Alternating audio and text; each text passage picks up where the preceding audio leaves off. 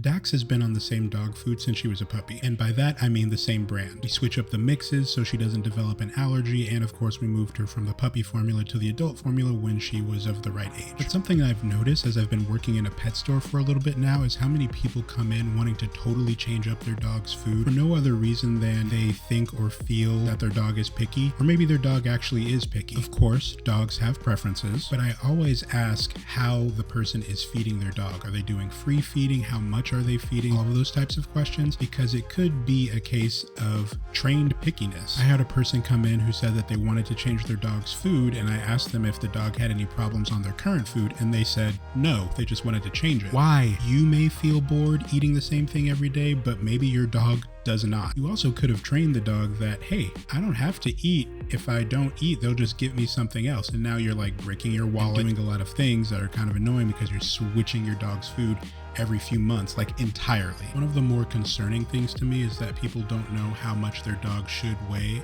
at the dog's current stage of development, or how much their dog weighs currently, period. I am not a vet, and I am not a vet nutritionist. And of course, you could comment that like, I have to switch my dog's food because otherwise they won't eat. And I get it. It is like worrying when your dog or animal won't eat and you don't know what's wrong, and you want them to eat because they need sustenance and they're not getting it. This is why I'm such a big fan of using scheduled meal times as a method of training for dogs, because that way they begin to realize, hey, if I don't eat now, I'm not going to eat again until later. And that way you can actually see and keep track of how much are they eating, when do they seem to be the most hungry. So then you can even start to switch up, okay, I'll feed you in the afternoon and the evening, or the morning and the evening, because you seem to be more hungry around these times. When you have a schedule, it's easier to kind of suss out what's actually going on with the dog.